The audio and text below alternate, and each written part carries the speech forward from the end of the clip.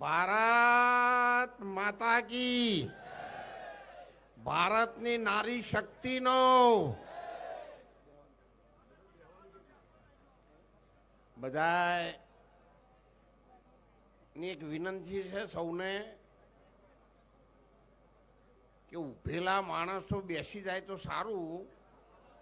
આપણે ઉઘરોણી થઈએ ને તાણ ઉભેલા હોય, ઉભેલા હોય બધા ઉઘરોણીકાર કહેવાય. એટલે આપણે સમાજનું માન રાખીએ, આપણા સમાજના આગેવાનોનું માન રાખીએ, રાજકીય આગેવાનોનું માન રાખીએ, સમાજનું માન રાખીએ. એક સદારામ બાપાની જય બોલાવો, બધા બેસી જાઓ. બોલો પૂજ્ય સદારામ બાપાનો.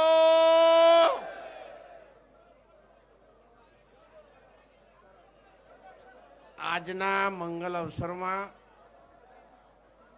આદરણીય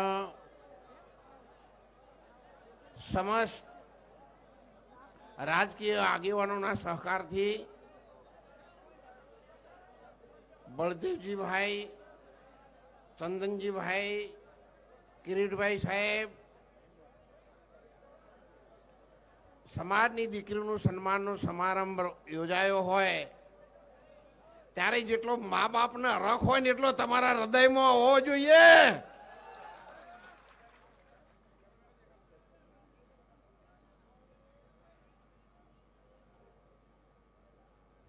અમારે તો આશીર્વાદ જ આપવાના હોય.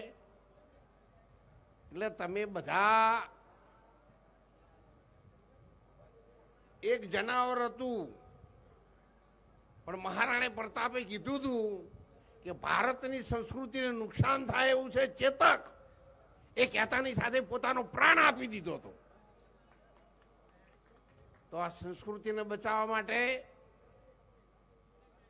આપણે બધા એક રહીએ, સાથે રહીએ, સૌને સાથે રાખીએ, વ્યસનોથી દૂર રહીએ, અંધશ્રદ્ધાથી દૂર રહીએ અને કલ્યાણકારી કામ કરવા વાળા માણસને સાથે રહીએ.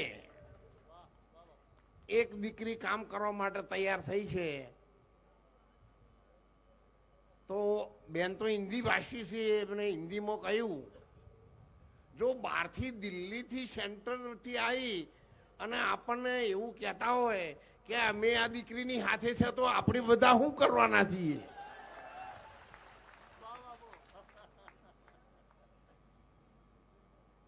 મને બધા ઓળખે છે એટલે મારે વિશેષ કહેવું નથી. ગોહિલ સાહેબ પણ આપણા આશ્રમમાં આવેલા છે, જગદીશભાઈ, બધા અમે 40-50 વર્ષથી સાથે છીએ.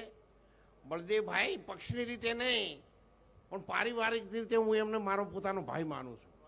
એટલે એ કોઈ પણ પક્ષમાં જાય તો હું એમની સાથે રહું છું. એટલે જે જોશી બરાબર છે અને તમે બધા બરાબર રહેજો. હાથ ઊંચો કરો.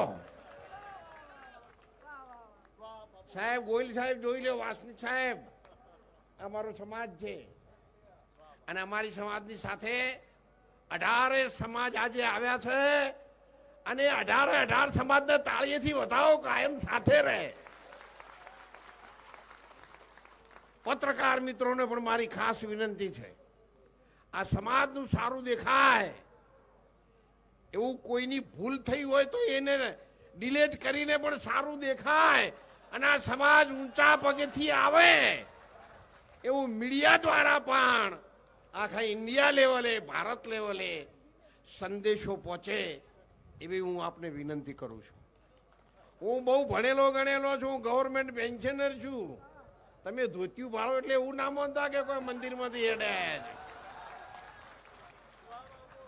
અને આખી દુનિયામાં COVID-19માં વર્લ્ડ બુક ઓફ રેકોર્ડમાં કેટલાય દેશોએ મારું સન્માન કરેલું છે.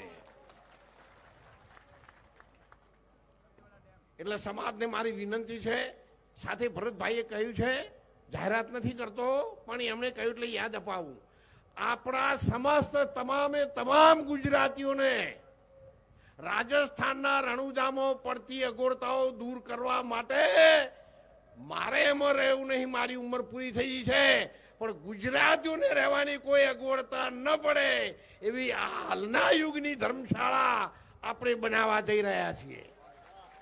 બધા સમાજ ને રાજકીય આગેવાનો મને આશીર્વાદ આપો એટલે હું આપણા બધા જ ગુજરાતીઓ માટે સંપૂર્ણ નિઃશુલ્ક, કોઈ પણ જુનાગઢમાં આશ્રમ છે ત્યાં પણ નિઃશુલ્ક સેવા ચાલે છે અને અહીંયા પણ હું નિઃશુલ્ક સેવા આપી શકું એવા તમે બધા મને આશીર્વાદ આપો, સાથ આપો અને આપણે પૂરું કરી શકીએ એવી વાર્તા સાથે બોલો ભારત માતા કી.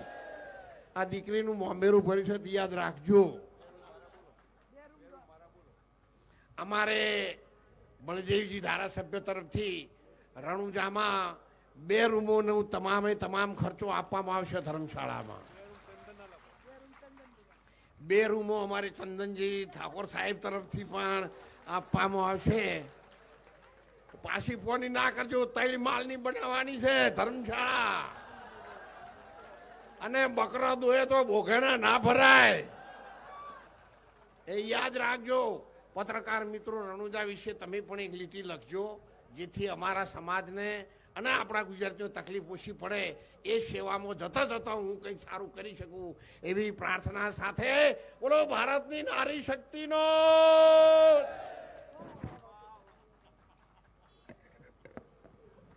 આભાર દોલતરામ બાપુ આપણા સંતશ્રીનો. રણુજાની પણ વાત કરી અને હવે ગુજરાત પ્રદેશ કોંગ્રેસ સમિતિના પૂર્વ પ્રમુખ અને પાટણ